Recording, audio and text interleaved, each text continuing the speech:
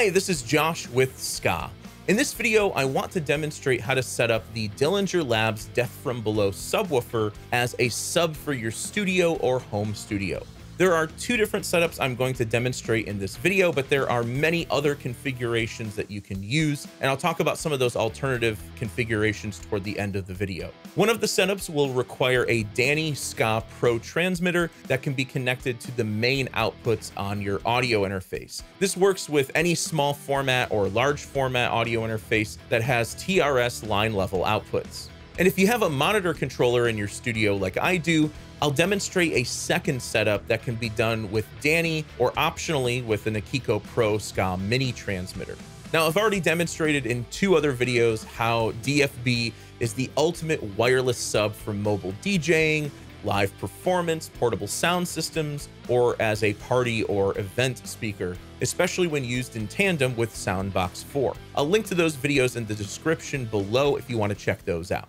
If you want to use DFB as a studio sub, I would first recommend selecting the proper EQ preset for studio use. The DFB has 6 EQ presets that can be accessed by turning on the sub and then quickly double tapping the power button. Here you can turn the volume knob and you'll see the LED stack light up. You can select EQ presets 1 through 5, which are all meant for live purposes, and apply different filters to the signal. However, if you set the LED to the 0 position, meaning you don't see an LED, this is the bottom setting and does not apply any kind of high pass filter to the low end, although it does apply a low pass filter around 85 Hertz. This is the crossover frequency for the sub. Once you've selected that preset, tap the power button once to exit EQ select mode or just wait 10 seconds. Our first example will focus on a smaller home studio setup. For this, I'm going to use a MacBook running Logic Pro, but any DAW will work. And for my audio interface, I'm using an Antelope Audio Zen Quadro.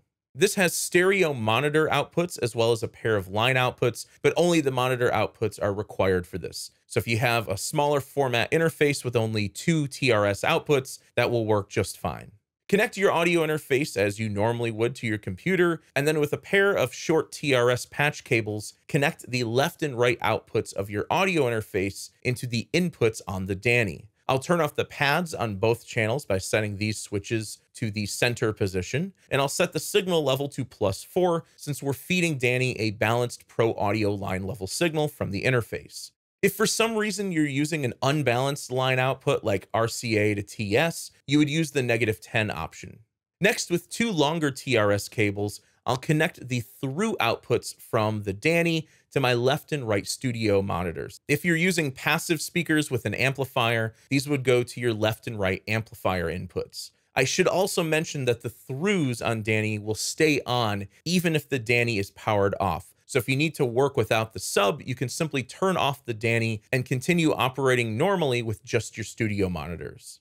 With the Dani turned on, we're going to set this to SKAA Pro mode. If the power LED is lit up in green, this is standard SKAA mode. To switch to SKAA Pro, quickly press the power button 3 times. This will change to red, showing that you're now in SKAA Pro mode. With SKAA, you can bond up to 4 receivers to the transmitter with 36 milliseconds of fixed latency. But in SKAA Pro mode, you get 2 receivers, but the added benefit of 19 milliseconds of fixed latency. Obviously, for studio applications, we'll want SKAA Pro mode. Play some audio through your interface, and then power on the DFB. It should automatically bond to the Dani and start playing audio. If not, double tap the bond button to explore for a new transmitter. Once bonded, you should hear the sub playing audio, and the LED will be lit up in a bright amber color. Press and hold the bond button for a few seconds to save Dani to the DFB's green list. The green list is a favorites list and can store up to 10 transmitters.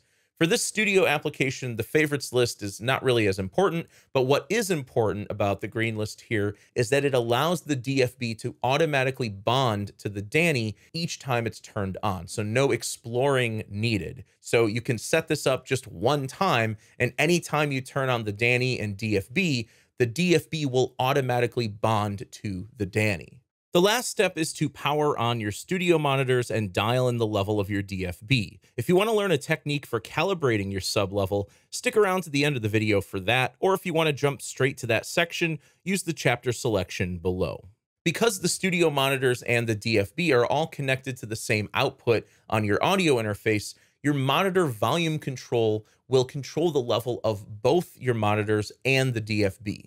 Next, let's explore how to set this up in a more pro studio environment or like a semi-pro home studio environment like what I have. Here, you'll likely be using a monitor controller instead of connecting directly to your audio interface. For my studio setup, I use an Apogee Symphony IO as my main audio interface, and this feeds a monitor signal over to my PreSonus Central Station monitor controller. The Central Station functions as a hub for switching between 3 pairs of speakers. It controls speaker volume trim, monitor volume control, headphone Q mixes, control room headphone outs, as well as a built-in talkback mic, so it's very helpful to have for studio applications. On this unit, I can switch between speakers A and B, but speakers C can be used in tandem with both A or B. So for my setup, I'll just connect my studio monitors to A. Here I'm using the Avantone CLA 10s, which are passive, so I'm actually connecting speaker A to the left and right inputs on my power amp in the rack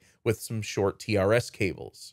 Speaker B I won't be using, but speaker C I'll connect to the inputs on the Dani with 2 additional TRS cables. I'm also using an upgraded antenna for better range and stability. However, for most studio applications, this won't be required. With speaker C hooked up to the Dani, I can go through the same process I demonstrated earlier, bonding the DFB to the Dani and then saving the Dani to the DFB's green list. I can either keep Dani inside of the desk to hide it away, or for better range and a cool headphone monitor hack I'll show you at the end of this video, I can put it up on the desk. Alternatively, you can use an Akiko Pro mini SKAA transmitter. Akiko Pro has a 3.5mm analog audio input. So here I'll either need a dual TS 1/4 inch to stereo 3.5mm cable, or I can run the sub off of just the left channel and use a single TS to mono 3.5mm cable. Then I'll connect Akiko Pro to a powered USB brick mounted inside my desk for power. Then repeat the same process of setting up the DFB as I demonstrated before. Next, I'll show you a quick and easy trick to calibrate your sub level. First, turn off the DFB and leave only your studio monitors on. Play some pink noise in your DAW. Logic Pro has a test oscillator that's really handy for this. With a sound level meter with C weighting or a sound level meter app on your phone with C weighting, pull up your studio monitor level until the sound level meter reaches 82 dBc in the monitoring position in your control room. Then fire up the DFB and pull up the volume until the sound level meter reaches 85 dBc in the same position. Having some sort of stand and clip to hold the meter is helpful for this, but not required. Obviously, you can dial in your DFB to taste, but this will give you a good starting point for the best balance between the mains and the sub. When using Akiko Pro to feed the DFB, you have up to a 35-meter range, whereas Dani has up to a 50-meter range. Now, that's not really going to matter if you're only using this for a wireless sub in your studio. However, for this next trick, I would highly recommend using the Dani. Because SKAA Pro transmitters can send audio to up to 2 receivers at once, and we're only using one of those receivers for the sub, let's set up a Dillinger Labs Streetheart in the tracking booth as our second receiver to create a wireless headphone monitoring solution for recording. In my studio, I've mounted the Streetheart to a gooseneck mic base, and I've screwed this on top of a mic stand, and I've added a headphone hook as well. Plug the headphones into one of the outputs on the Streetheart. Set the pad to the center position, press the headphone switch in, and set the split switch to the down position so you're getting both the left and right channels in the headphones. Turn on the Streetheart, and if it doesn't automatically bond to the Dani, press the bond button twice to explore. Once bonded, press and hold the bond button for a few seconds to save this to its green list. Now, anytime you power on the Streetheart, it will automatically bond to the Dani in your control room and feed over a stereo mix of the main output. The musician recording in the tracking room will have independent headphone volume on the Streetheart. This creates a simple wireless headphone monitoring system that does not require power or cable runs or a headphone amp or an expensive studio monitoring system. Now, I totally get it. If you're in a big studio, you probably have an AV system or something similar already wired into your patch bay. But if you're operating in a smaller studio or a project studio like mine, I don't really need a full headphone Q-Mix system. I really just need to feed the main mix over to a singer or a musician over in the tracking room. So those are a few studio applications for DFB, Dani, Streetheart, and Akiko Pro. If you want to learn more about the full lineup of SKAA products available, head over to SKAA.com or SKAAstore.com. And if you like what you see, please subscribe to the YouTube channel to see more tutorials and overviews of all new SKAA products. Thanks for watching.